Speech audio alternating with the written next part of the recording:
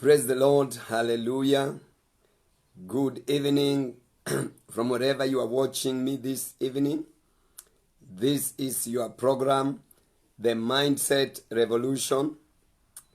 The Mindset Revolution, the program that sets your mind for revolution in life.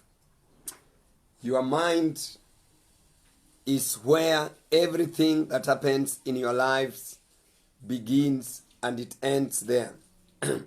Whatever good that happened to your life will begin in your mind, and whatever bad that happens to your life will also end and begin in your mind. So Mindset Revolution is a program whereby your mind is being set for destiny, your mind is being set for greatness in life, and your mind is also being set for the second coming of our Lord and Savior Jesus Christ. Life revolves around the mindset. How your mind is set is how your life will be. If you set your mind for victory, you will have a victorious life. If you set your mind for winning, you will win in every area that you set your mind in. And this evening, once again, my viewer, I want to welcome you this week as we are going to be beginning a new topic that I want to deal with as we learn and hear the Word of God and how our minds can be set for greatness. Last week, I was dealing with setting your mind for the Spirit, how you need to capture your sixth sense. And I'm going to come back to it some weeks later. But I want to remind you, if you have not engaged your sixth sense in the place of your mind, you are not winning, or you are not progressively having control of what is taking place in your mind. I want to remind you, God gave us the physical five senses. But apart from that, there is the sixth sense, which is the spirit sense, or which is the sixth sense. And when you are set by the sixth sense, you will win, you will see before it happens, you will arrive before you arrive, because if it is sensed in the mind by the sixth sense, which is the spiritual sense, my friend, you will live ahead of time. You will always find that when events are happening in your life, they had already happened in your mind. And that is mindset. I remember reading a book by John Maxwell, where John Maxwell was talking of the founder of Coca-Cola in America. It happened that he died, and the wife was invited into a function to celebrate the project that the founder began. And he was asked, the wife was asked, how would the founder of Coca-Cola feel seeing what is happening here today? The wife said, he had already seen it before. It will not be news to him. And he was asked how? Because it happened in his mind before he died. My friend, your life can happen in your mind before it happened in the physical. Your marriage can happen in your mind before it happened in your life. You can arrive in heaven before you arrive in heaven to be with Jesus. In your mind, you can see yourself with Jesus in the heavenlies, in the eternal kingdom. In your mind, you can see yourself completing the project that you have in your mind. In your mind, you can see yourself graduating and holding your bachelor's, your PhD, your master's in your mind. So that when it takes place, it is a formality. That is called a mindset. Nothing will be able to defeat a mind that is set. a mind that is set. And this evening, I want to encourage us. We need to wake up and set our minds positively. For this week, I'm going to begin a topic. I'm going to read from the Word of God. Then I'll introduce my topic. Let's pray. Everlasting Father, I thank you for my viewers. From wherever they are watching me from wherever they are listening from, I pray that their mind will be set for destiny. I pray that their mind will be set for greatness. I pray that their mind will be set for winning. And I pray that this week, I invite your presence, your anointing, that whatever I'll share this week will impart life, will open the minds and the hearts of people to get closer to you and to serve you. Pray for my viewers who do not know Lord Jesus as Lord and Savior. Through this, they will be born again. Lord, I thank you, and Lord, I bless you. In Jesus' name, amen. Amen and amen. My viewers,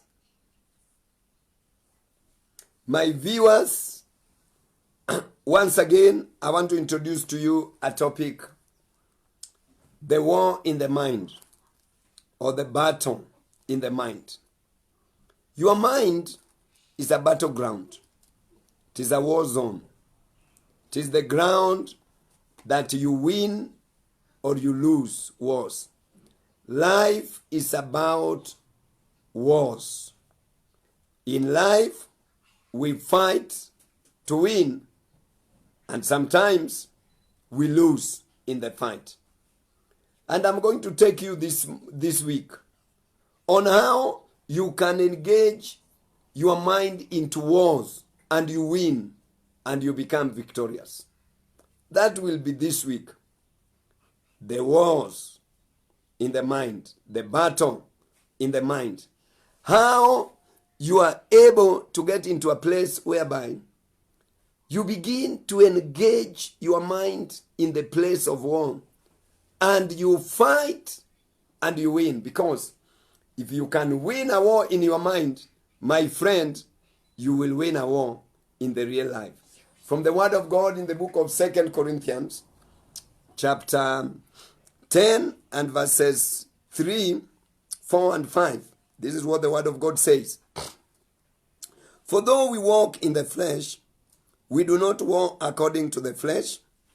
For the weapons of our warfare are not carnal, but mighty in God, for pulling down strongholds, casting down arguments, and every high thing that exalts itself against the knowledge of God, bringing every thought into captivity to the obedience of Christ, and being ready to punish all disobedience when your obedience is fulfilled. I'll repeat verse 3, 4. For though we walk in the flesh, we do not war according to the flesh.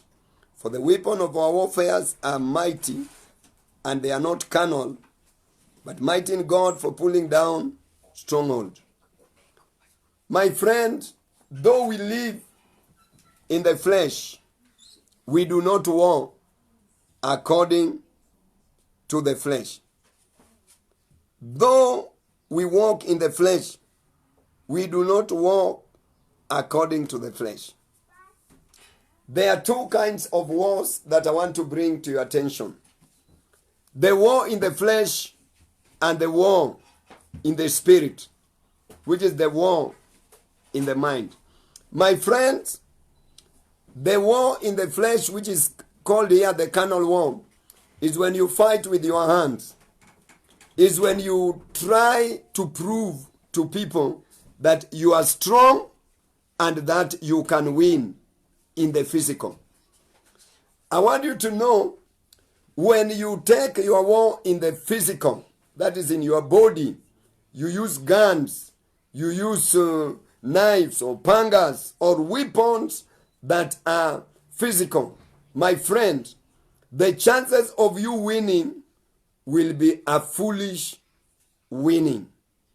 But I want to bring you this week on how you can remove your wars from the physical to the place of your mind, and how you can win in the mind and see the victory in the natural.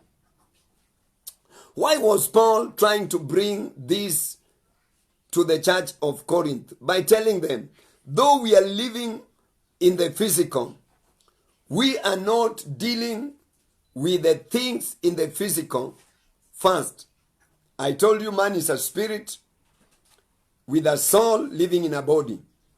And your mind is the place that the war of man takes place.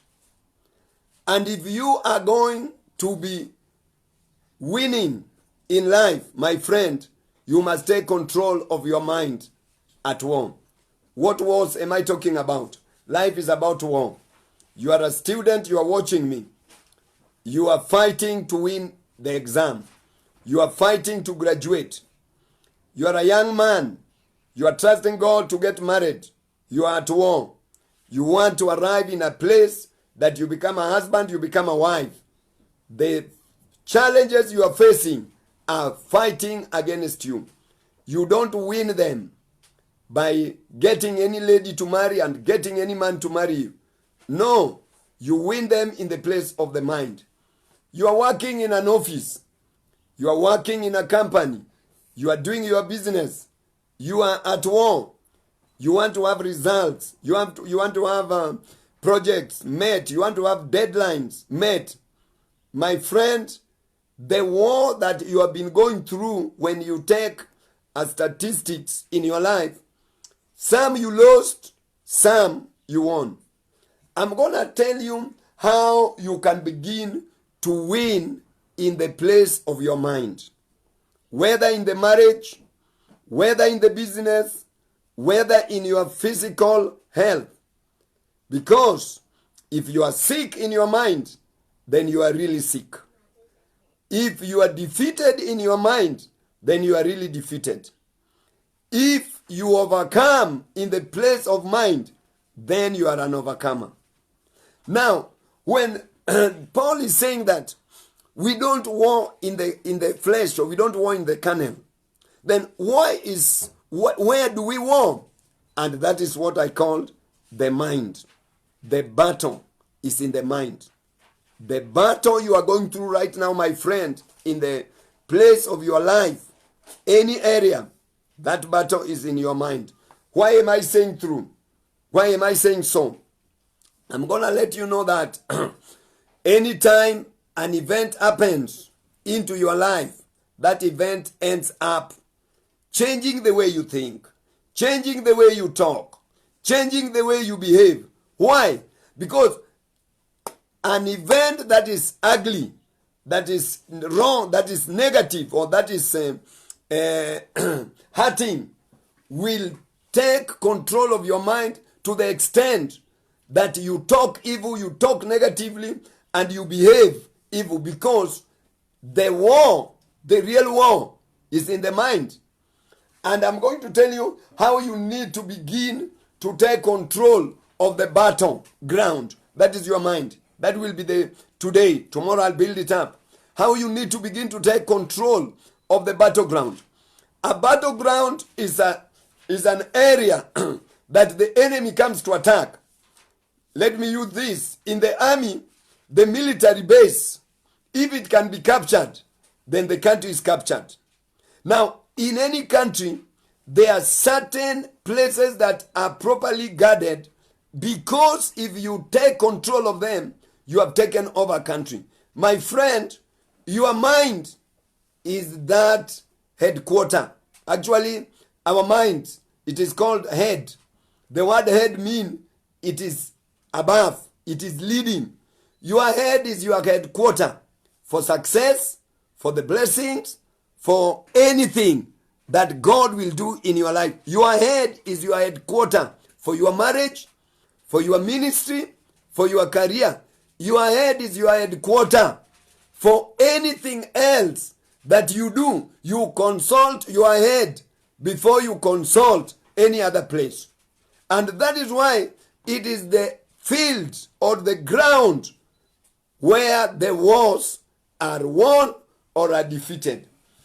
If you are going to guard and protect your field of war or your battlefield, what should you do? I'm going to answer this with the word of God in the book of Proverbs chapter 4 and verse 23. Solomon was one of the wisest men. He did, the Bible tells us, he did not engage in any war because his father David fought many wars, and before David could die, one of the blessings that David prayed for Solomon was a strong mindset. And David set Solomon in the mindset of wisdom. My friend, you need to be set in the place of wisdom. If you are going to overcome the wars in your mind, the battles in your mind, you need to begin to set your mind for wisdom. Wisdom is the key to bringing your mind into a proper place where your judgment will be true, will be sober, and will be proper. So how did Solomon manage to guard his mind and protect his mind? Proverbs chapter 4 and verse 23. Let me not quote, let me read. It says, guard your heart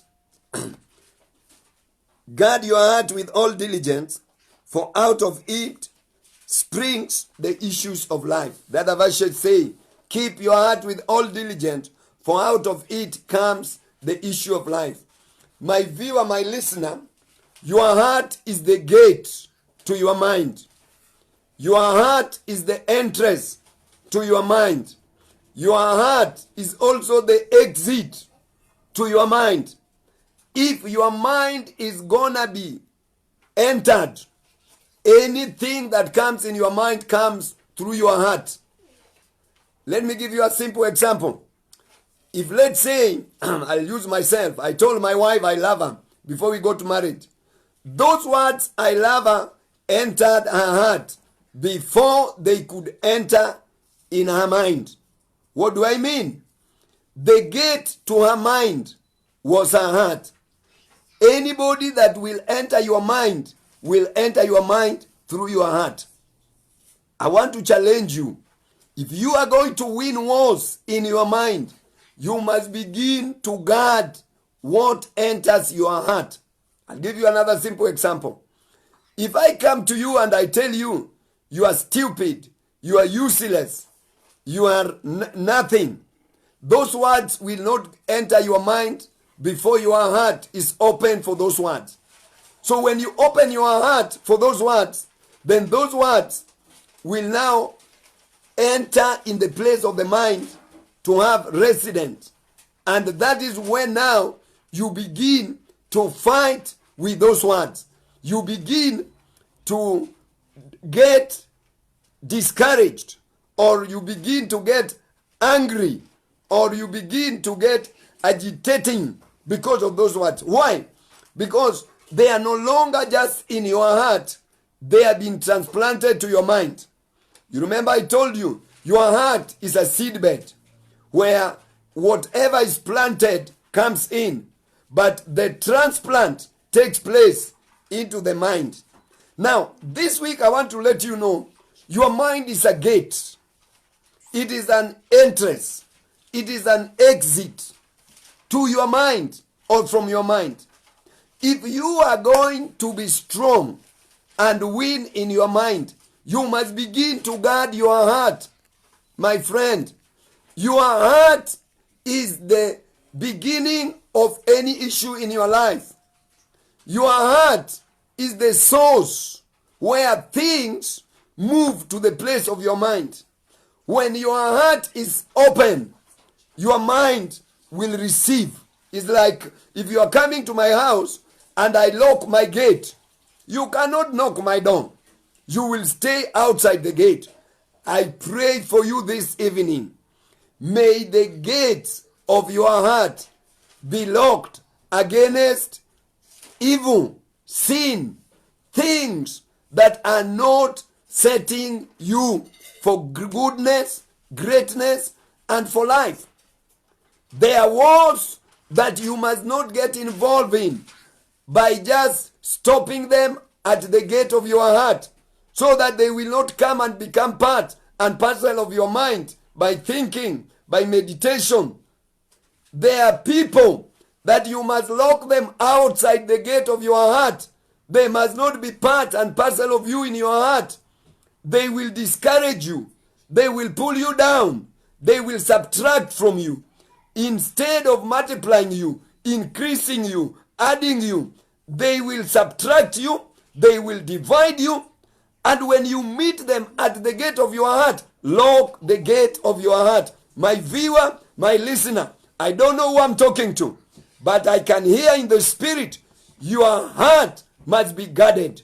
Your heart must be protected from, number one, people who are not in your destiny path. People who are not your destiny connector. They are not part and parcel of your destiny. Lock them out. That one does not mean you hate them. It simply means not everybody can be your friend. Not everybody can be in your tea party. Not everybody can be in the place that God has called you. Guard your heart diligently. Let me use the word.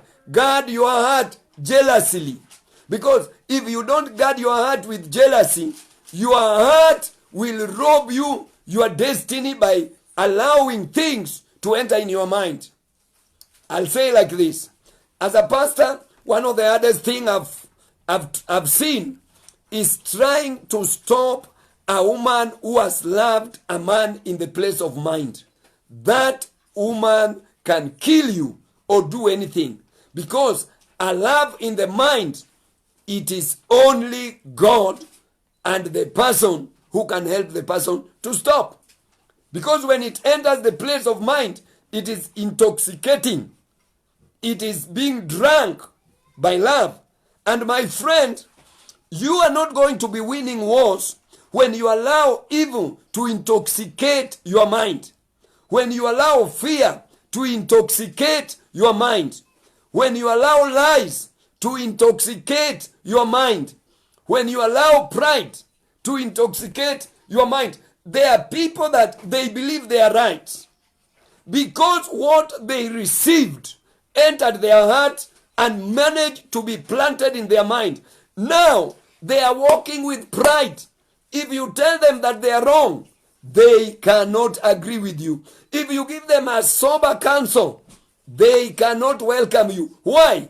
Their mind is intoxicated with pride.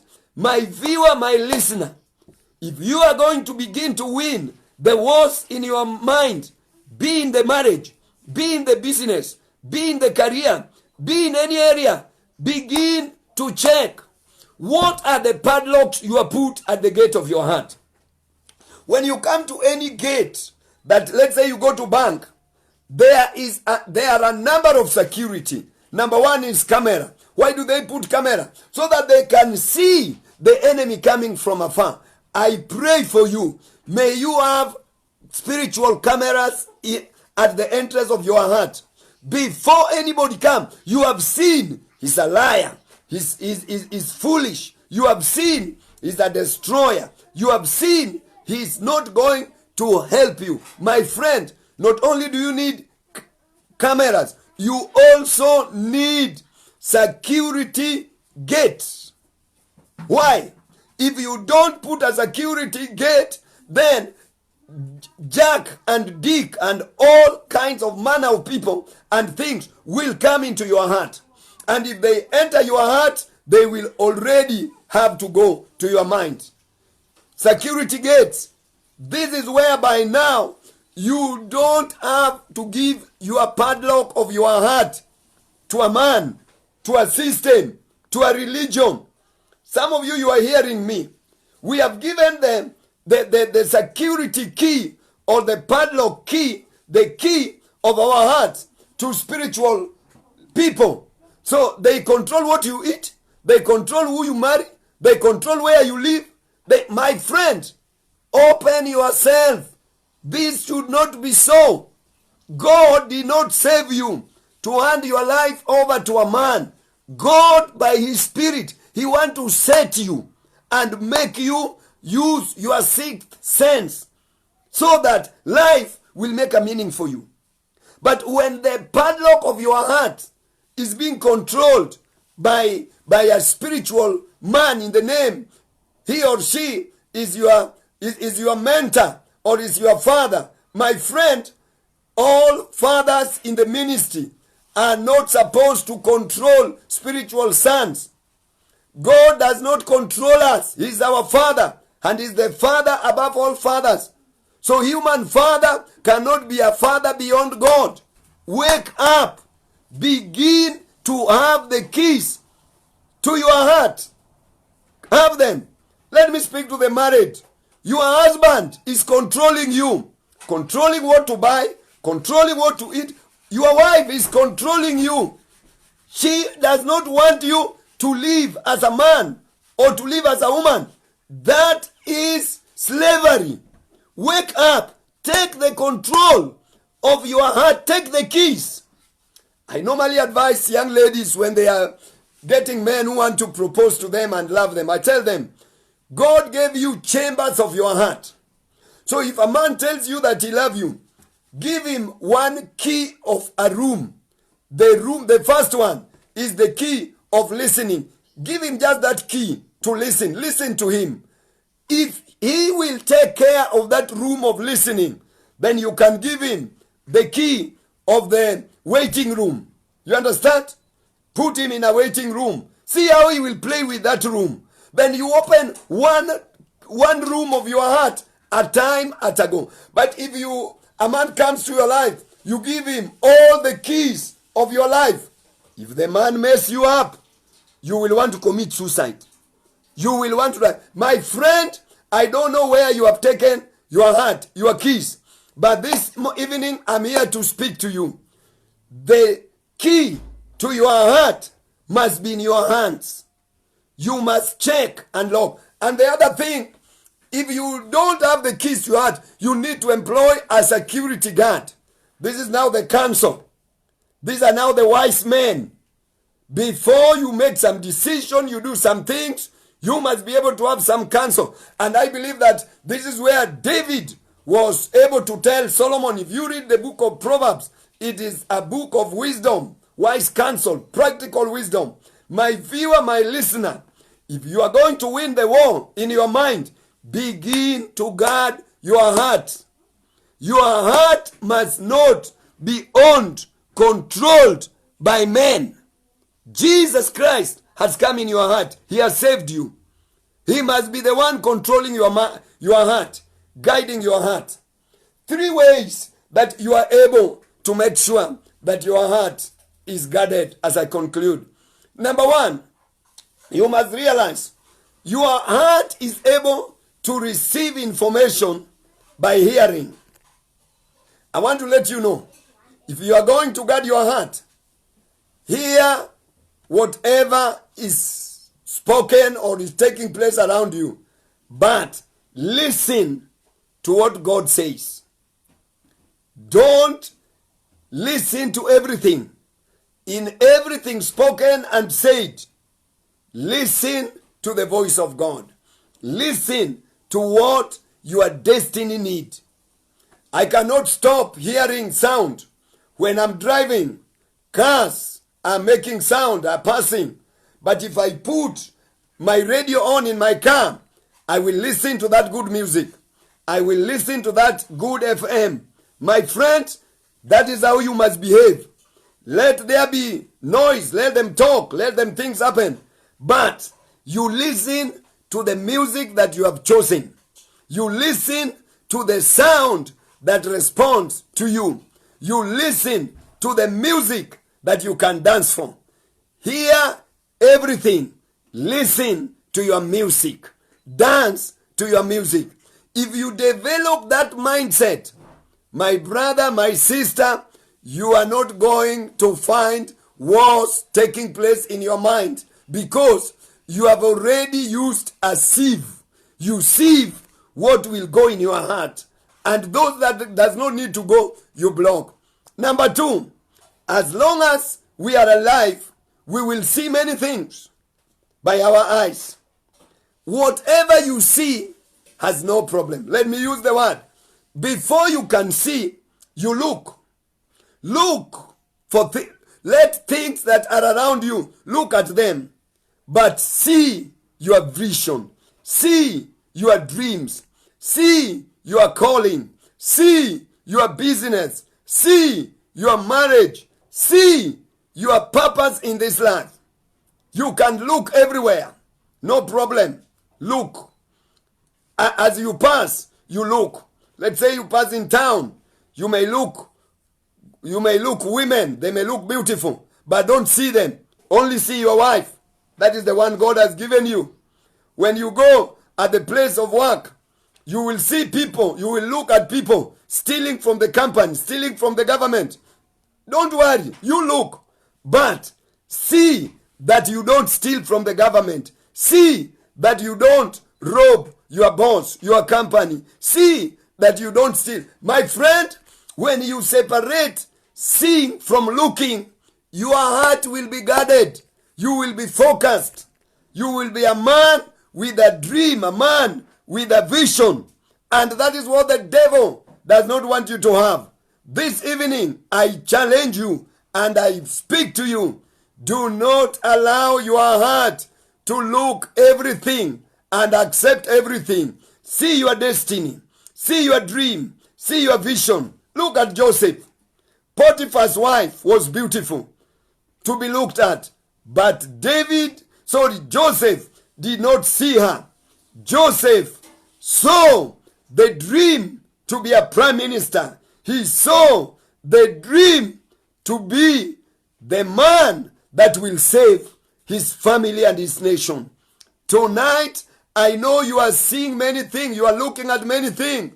But after hearing this word, your mind cannot accept things that are not for your dreams, for your purpose, and for your calling.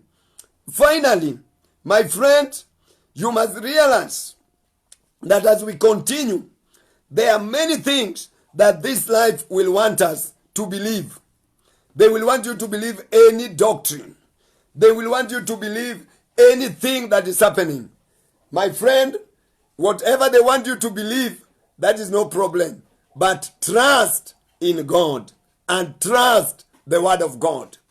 Don't believe everything they tell you. Don't believe everything you hear. Trust in God. Trust God. When you move to the place of trusting, you have already saved whatever belief system is around. And that is how you are able to make sure your heart is guarded. Your heart is protected. When you choose to listen and not just to hear, you are not going to open your heart for everything. And when you see and you avoid looking, my friend, you will be able to have protected your heart. If your heart is protected, you are in a highway to begin to win the wars that takes place in your mind. You are in a place where everything that will want to come to your mind, you are not a loser, but a winner.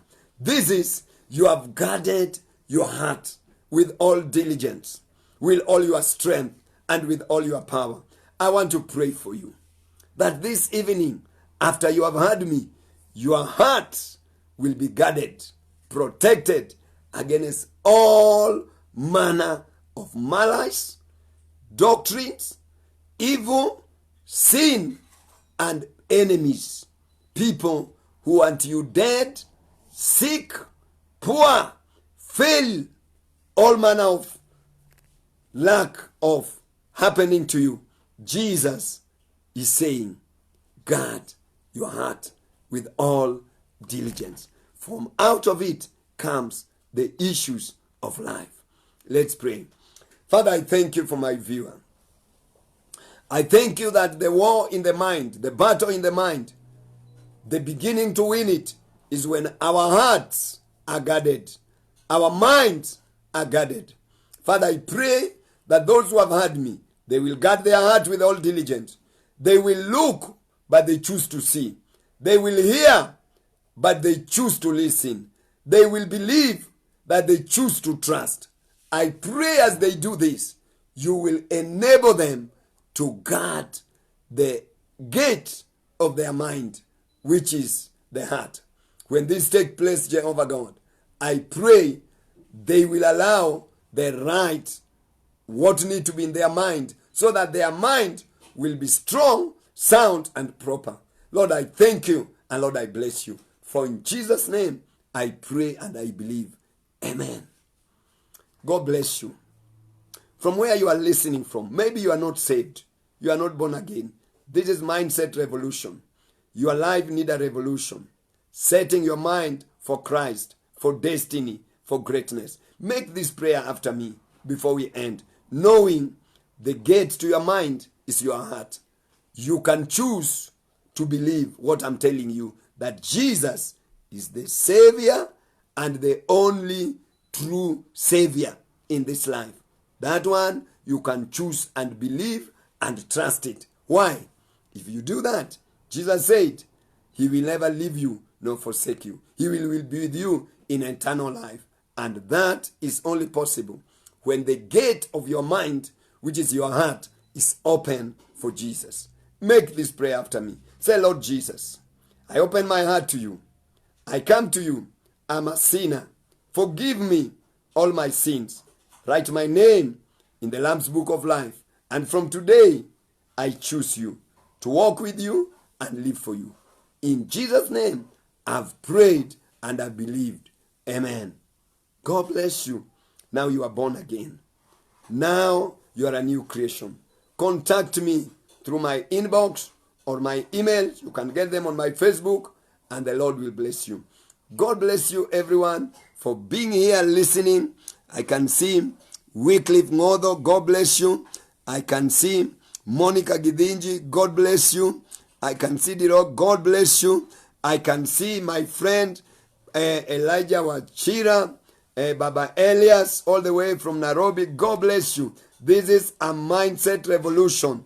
Amen. My friend, all of you, create a watch party. Tomorrow we will meet again. This is Mindset Revolution, a program that brings a revolution setting for your mind, for destiny, and also for the second coming of our Lord Jesus Christ. Remember, Jesus is coming. My friends, do not live as if we own the rights of life. The rights of life are with Jesus. For us to make it to heaven, our mind must be set. Mindset Revolution sets our mind for the second coming of Jesus, as well as for greatness in this life and journey. Shalom, shalom. See you tomorrow. We love you and we pray for you. Amen.